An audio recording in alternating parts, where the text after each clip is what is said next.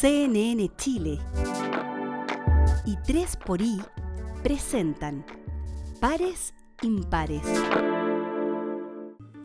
Si hay algo que nos preocupa, que nos convoca profundamente en este programa, es encontrar maneras de hackear el modelo actual. Hackear el modelo actual en distintas capas. Primero, la tendencia que tenemos los humanos en contextos de dificultad, de miedo, a extremar nuestros puntos, a sentir mucho miedo y a reaccionar desde él. Segundo, la tendencia y el diseño que tienen las mismas redes sociales para apartar a los que llegan a acuerdos y representar a los extremos.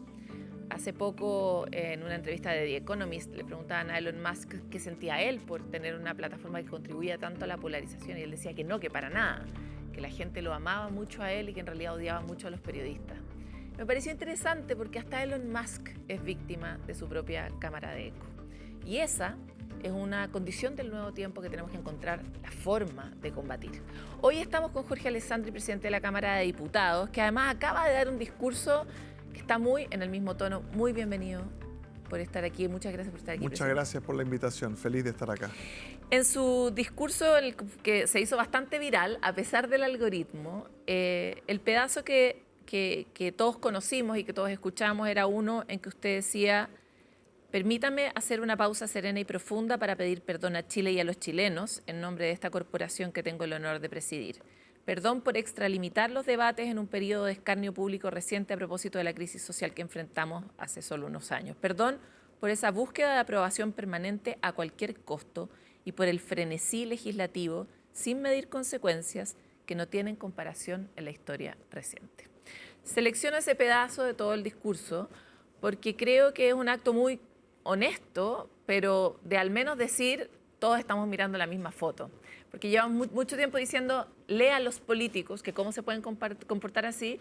Y los políticos medio como que no acusan recibo de este llamado o de esta demanda popular, porque ya nos cansamos un poco de escuchar tanta pelea, y sin embargo lo primero que usted hace es reconocerlo. ¿Qué le pasó y por qué partió así su discurso? O sea, ¿por qué metió este contenido? Cuesta un poco en la política, a diferencia de otras actividades. Si tú en un canal de televisión tomas malas decisiones, el canal quiebra. Si en una empresa tú te endeudas de más, esa empresa quiebra y se cierra.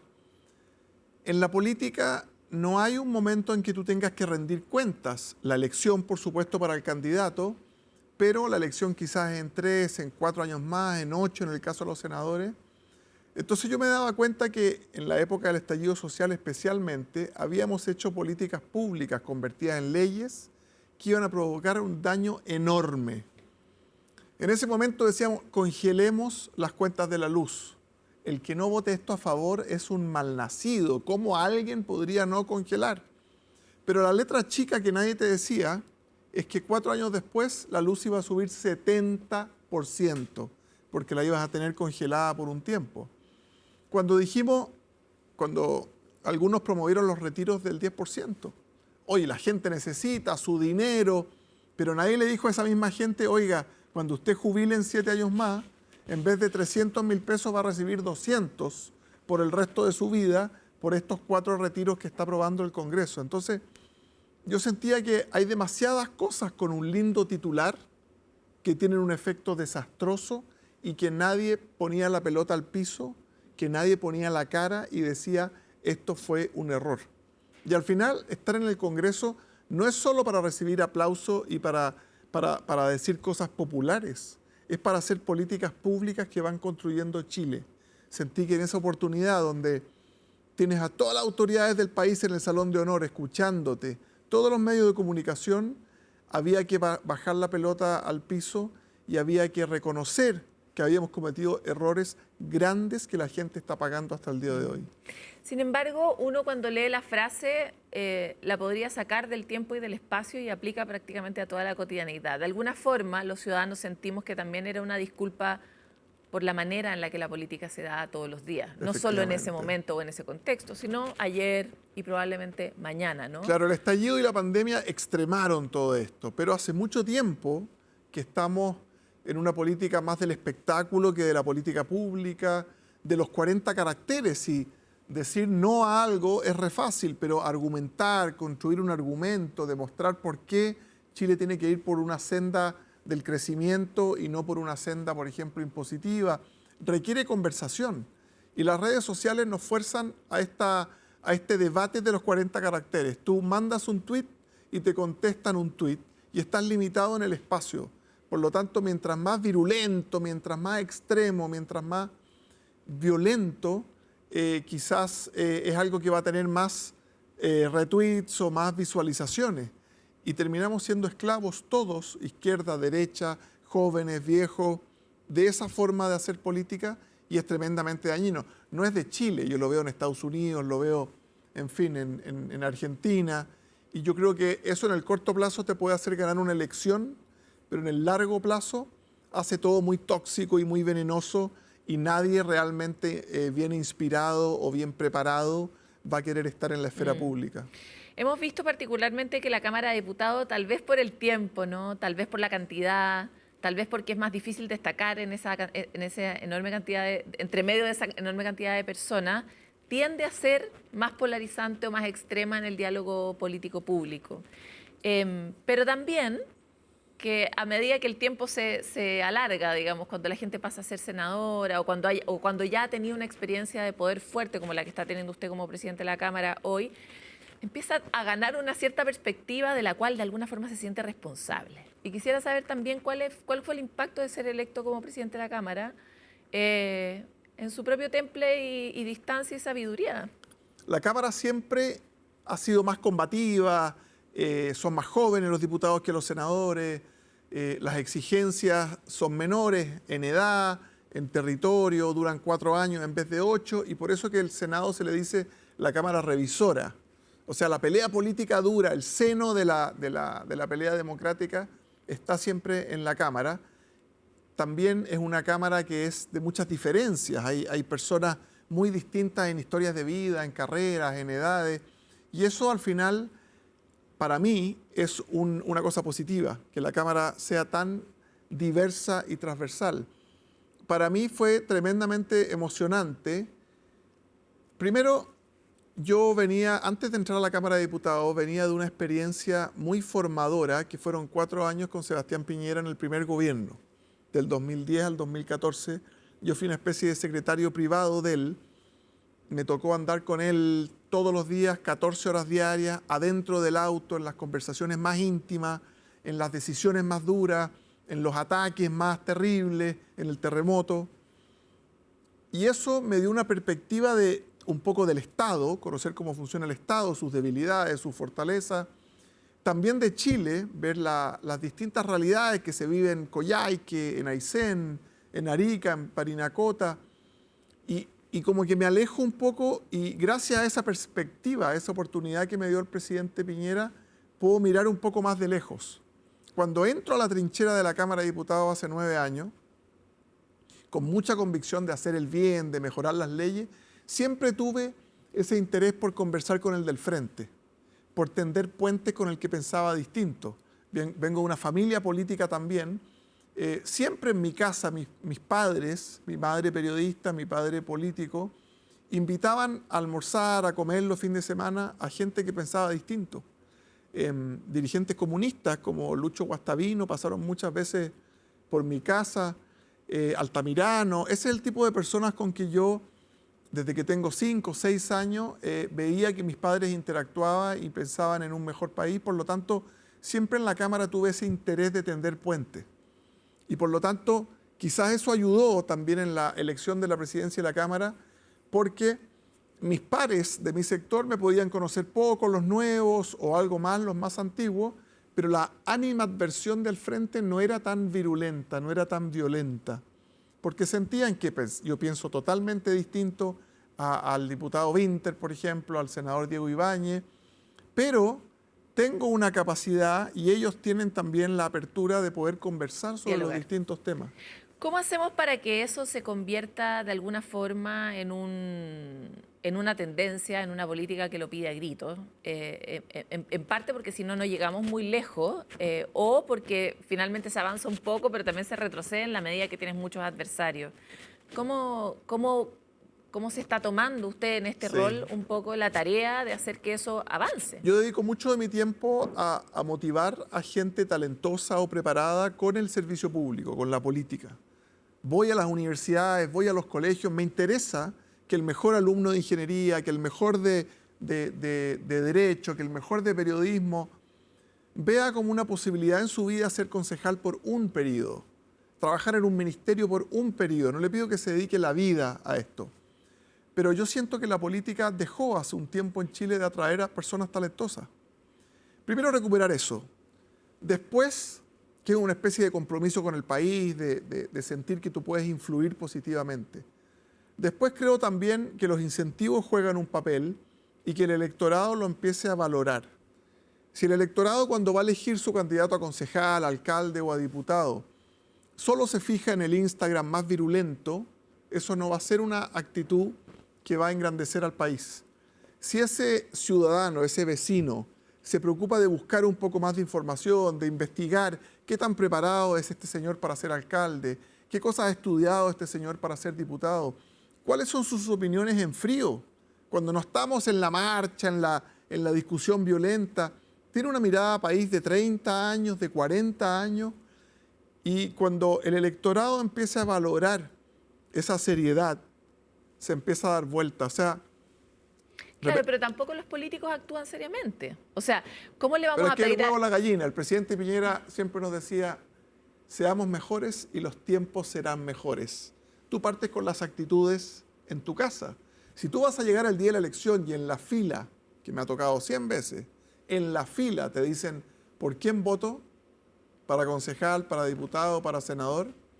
Eso habla mal del que lo está preguntando, porque debiera investigar, debiera informarse, debiera ver las opciones. Las redes sociales hoy día te permiten tener, o internet, ¿cierto? Un buscador, tener información directa de quiénes son las opciones. Si tú llegas a una elección de concejales donde van 70 y te informas en la fila, evidentemente no vas a tomar la mejor elección. ¿Cuándo se van a empezar a portar mejor los políticos y a representar mejor la responsabilidad que recae sobre sus hombros? Cuando el electorado también empieza a tomarse más en serio la decisión. Sí, de todas maneras, pero yo le quiero devolver otra vez la pregunta a usted, porque le citábamos hace un par de programas atrás a un profesor que decía, ¿cómo hago yo para enseñarle a mis alumnos que sean buena gente si lo que ven en la tele no es buena gente? Pues, lo estoy súper simplificando, la carta era mucho mejor que eso. Y desde ese punto de vista, ¿qué medidas, qué iniciativas uno podría promover para cuidar las formas y el fondo? O sea, no es para nada inocuo que los políticos en general den grandes espectáculos en los medios para que después pidan responsabilidad por parte de los electores. Entonces, ahí hay una cosa como en la consistencia de cómo cuidamos la democracia, las formas, el diálogo, con herramientas un poco más fuertes que las declaraciones. Sí, yo de las primeras medidas que tomé en la Cámara, por ejemplo, cuando asumí la presidencia, fue abrir los edificios a los estudiantes. Recibíamos pocas visitas semanalmente. Hoy día, tanto en el edificio de Santiago como en el de Valparaíso, muchos alumnos y muchas veces hago yo el recorrido. ¿Por qué lo hago yo? Porque me gusta explicarles la historia del edificio, la tradición republicana de Chile, la democracia, quiénes han pasado por el Congreso que después han sido presidentes de la República, que han guiado un poco los destinos de nuestro país. Yo soy un convencido de que nadie cuida lo que no conoce.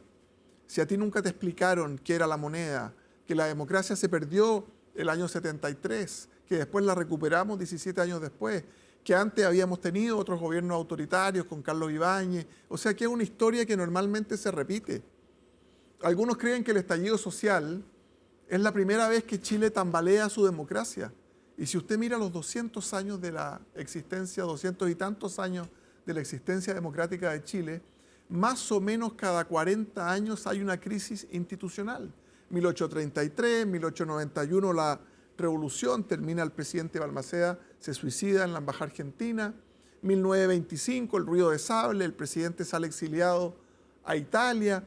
1973 el golpe de Estado, 2019 el estallido social. Por lo tanto, la democracia institucional de Chile ha sufrido una crisis profunda cada 40 años desde que existe Chile. El tema es cómo salimos de esa crisis y si Chile sale más firme, más respetuoso, creyendo más en las instituciones, con más democracia, con más libertad. Una de las cosas que pasaron el año pasado y que muchos chilenos veíamos con mucha esperanza fue la formación de ciertos acuerdos. Por supuesto que todo, cuando uno la mira desde la perspectiva individual, es imperfecto, pero los acuerdos son imperfectos. Y eso fue lo que ocurrió con la reforma previsional, por ejemplo. Había un ánimo finalmente de llegar a un punto donde se ofreciera una solución a la ciudadanía desde la democracia.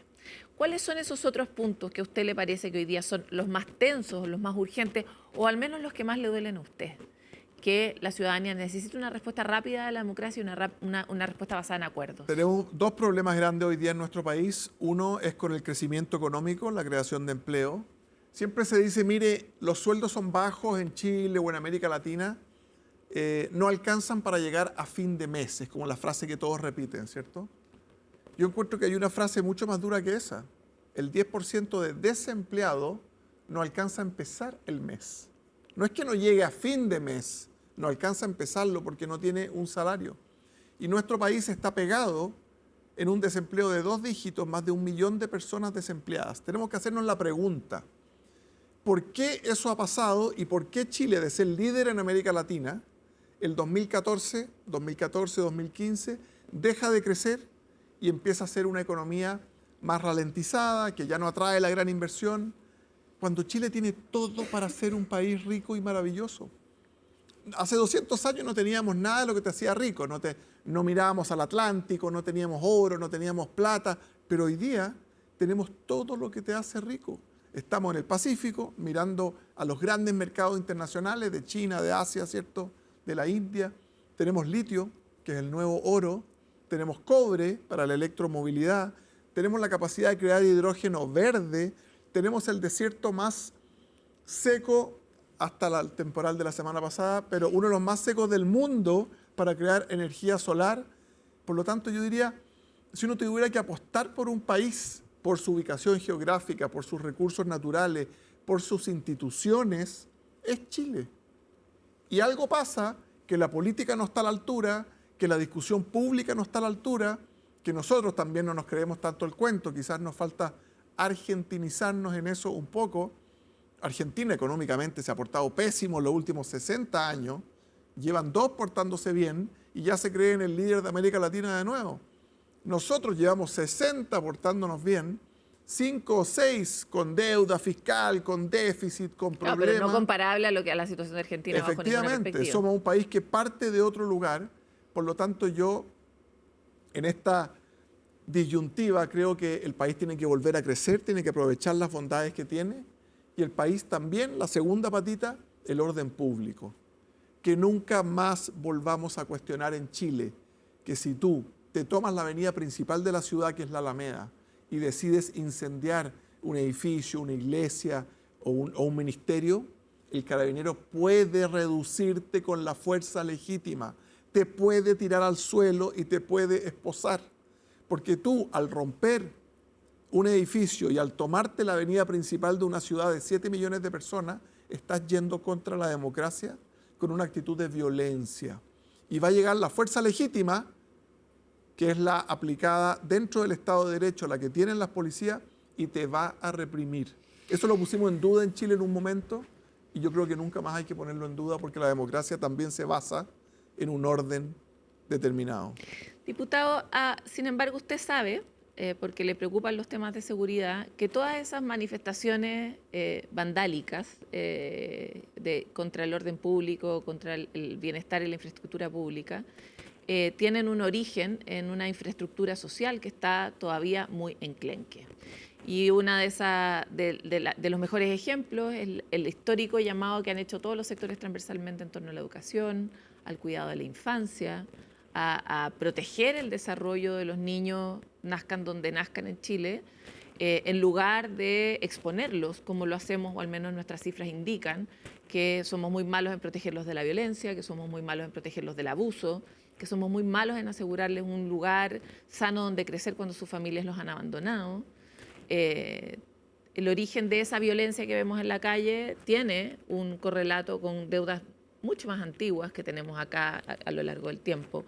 ¿Dónde ve usted que están las grandes ingenierías a nivel social que nos pueden permitir cambiar un poco la trayectoria? Y lo digo a propósito de eso, a propósito de nuestra incapacidad de generar programas serios de reinserción para las personas que sí quieren cambiar el destino de su vida y dejar de delinquir, por ejemplo, después de haber cumplido una condena, etcétera. ¿Cómo ve ese otro? Me toca mucho, yo soy diputado por el Distrito 10, desde la población La Legua hasta el Costanera Center, geográficamente. Por lo tanto, un sector muy diverso de la ciudad, donde se viven efectivamente realidades que, con el ingreso per cápita de Chile, con el crecimiento de los últimos 50 años, no corresponden para un país como Chile. No corresponde para un país como Chile que haya barrios en que la policía no pueda entrar, que haya colegios que tengan goteras y no tengan capacidad de recibir a los alumnos. Y efectivamente uno ve que el Estado hace intentos a nivel municipal, hace intentos a nivel de gobierno, pero falla constantemente. Primero, no logra una continuidad, los gobiernos duran 4 años, y eso es un gran problema que tenemos en cómo reinsertamos a esos niños, cómo los protegemos, cómo una alerta temprana de un niño que ha fallado 12 días seguidos al colegio no despierta una intervención en su hogar, que un psicólogo del colegio contacte a sus padres, que pueda involucrarlo en un grupo de alerta o de cuidado de parte del sistema educacional, y eso no está ocurriendo. Hay muchas puertas también que se cierran a la empresa privada o a las fundaciones que quieren colaborar. Yo me dedico mucho a contactar municipios más vulnerables o más pobres con fundaciones educacionales que quieren dar una solución. Creo que fue un gran error en las escuelas la modificación que hicimos el 2015 de terminar con los colegios particulares subvencionados. Otro gran error fue también que hubiéramos terminado con el mérito como base para ingresar a un colegio. El hecho de que la tómbola tomara las decisiones, al final esas 44 colegios que hay en la comuna de Santiago Centro, de los cuales 20 o 21 eran emblemáticos, hoy día ninguno de esos es emblemático. No hay ni un padre que quiera que su hijo vaya al Instituto Nacional por toda la violencia que eso significa. Por lo tanto, yo diría, instituciones eficientes que hagan la pega más allá de un periodo de un alcalde o de un presidente, puertas abiertas al aporte de fundaciones, de donaciones del mundo privado, y una conciencia más grande que los jóvenes que están afectos a la violencia, a las drogas, que hoy día tienen 10, 12 años, van a ser los profesionales o los adultos del futuro. Y un país que no los está cuidando a ellos es un país que tiene poco futuro. Quisiera terminar con, usted es una figura que es parte de este gobierno de turno que ha promovido mucho toda la reforma que permite justamente o que está enfocada en la recuperación del empleo, la recuperación del crecimiento, pero ha tenido una actitud mucho más dialogante en muchos casos que el mismo gobierno. Este mismo discurso es una muy buena prueba de ello, ¿no? ¿Cuáles serían para usted las grandes sugerencias que haría justamente para cuidar el tono, para cuidar el diálogo, para disminuir la polarización en miras a un país que necesita crecer y desarrollarse en armonía? Primero, que la historia cambia rápido, que si tú te sientes poderoso políticamente o que tus ideas van con el viento a favor, eso puede cambiar en 3 meses más. No sentirse depositario de la verdad. Yo a veces veo ciertas actitudes o vi ciertas actitudes en dirigentes del Frente Amplio, las repiten dirigentes del sector que gobierna hoy día, como mesiánicas, como de que aquí viene la verdad, de que este es el momento de pasar la máquina. Los países se construyen de a poco, se construyen con cambios moderados y se construyen pensando a 30 o a 50 años plazo. Me tocó en la Cámara el estallido social, me tocó el presidente Piñera en su segundo gobierno, me tocó la pandemia, me tocó interactuar con el presidente Boric cuando era diputado durante 4 años en la Comisión de Constitución y después verlo de presidente. No es que Chile se derechizó ahora y se izquierdizó hace 4 años. Chile va sintiendo lo que le va tocando esa semana, ese mes, ese semestre, y el gran llamado que le haría yo a todos los sectores políticos, a los gremios, es pensar que Chile lo estamos construyendo entre todos que las ideas van a ir cambiando, Chile va a ir de un lado a otro, pero que si logramos acuerdos básicos, como lo hicimos en la reforma de pensiones, si logramos acuerdos básicos en que el crecimiento es importante. El presidente Lagos decía, sin crecimiento el resto es música. El presidente Piñera repetía que la mejor política social es el pleno empleo. Si yo soy capaz, y tengo una foto, de los 5 presidentes desde el 90 hasta ahora, o 6 con el presidente Elwin, si somos capaces de rescatar lo mejor de Elwin, lo mejor de Lagos, lo mejor de Frey, de Piñera, de Boric, y entender también que Kast tiene muy buenas intenciones, y podemos llegar a ciertos acuerdos en crecimiento, en orden público, en el cuidado de la infancia, en la prevención de las drogas, vamos a ir construyendo un Chile mejor, quizá un poquito más lento, pero construido sobre roca y no sobre arena, que va a durar mucho más tiempo. Y la vida pasa muy rápido. Yo fui electo concejal a los 29 años, soy presidente de la Cámara con 47, en un abrir y cerrar de ojos. Le quiero agradecer mucho por esta conversación. Muchas gracias a usted por el programa, por los temas y por darle también pantalla a cosas que van construyendo un mejor país. Sí, ahora tenemos que preocuparnos de que el algoritmo levante estas conversaciones, porque ya sabemos que no lo hace, y hackear nuestros distintos algoritmos a nivel institucional y a nivel personal, a nivel conductual, a nivel ciudadano, resulta uno de los mayores desafíos de estos tiempos. Vamos a una pausa y volvemos con más de Pares Impares. Pares Impares fue presentado por CNN Chile y 3xI.